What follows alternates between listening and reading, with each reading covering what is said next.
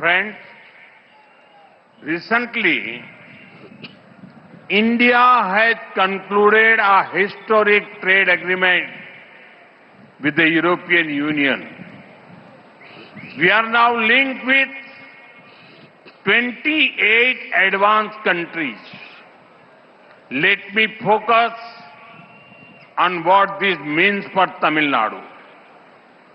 This is a golden opportunity for the youth, workers, farmers, and entrepreneurs. Tamil Nadu's textile industry, electronic and manufacturing, coastal seafood exporters, thousands of MSMEs, all of those will get new global market. More orders will come. More factories will expand. Farmers and fishermen will get better prices. And lakhs of new jobs will be created for Tamil Nadu's youth. Tamil Nadu's products will now get a chance to compete and win globally. But for all this to happen, there needs to be a government that is focused on your welfare. Only the NDA government can give a stable, people-oriented government in Tamil Nadu.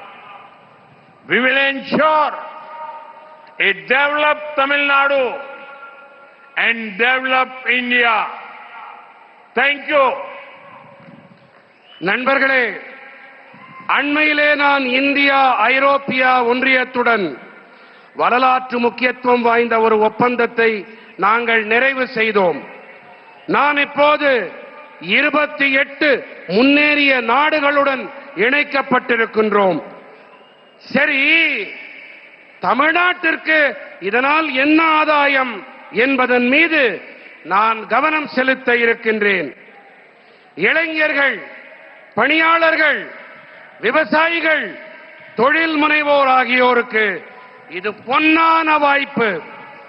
தமிழ்நாட்டின் ஜவுளித்துறை, மின்னணு மற்றும் தயாரிப்புத் துறை, கடல்சார் உணவு ஏற்றுமதியாளர்கள், ஆயிரக்கணக்கான சிறு குறு மத்திய தொழில் நிறுவனங்கள், இவர்கள் அனைவருக்கும் உலகளாவிய சந்தைகள் கிடைக்கும்.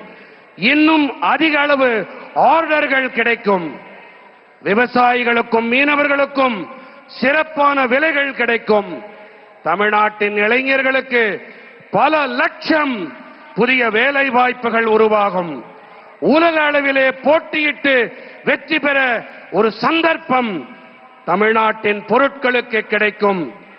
ஆனால் இவையெல்லாம் நடக்க வேண்டும் என்று சொன்னால் உங்கள் நலனில் அக்கறை கொண்ட, கவனத்தை செலுத்தக்கூடிய ஒரு அரசாங்கம் இருந்தாக வேண்டும். என்டிஏ அரசால் மட்டுமே நிலையான, மக்களை மையமாக கொண்ட அரசாங்கத்தை தமிழ்நாட்டிலே அளிக்க முடியும். வளர்ச்சியடைந்த தமிழ்நாடு, வளர்ச்சியடைந்த இந்தியா, இவற்றை நாங்கள் உறுதி செய்வோம். நன்றி. भारत माता की, भारत माता की, भारत माता की.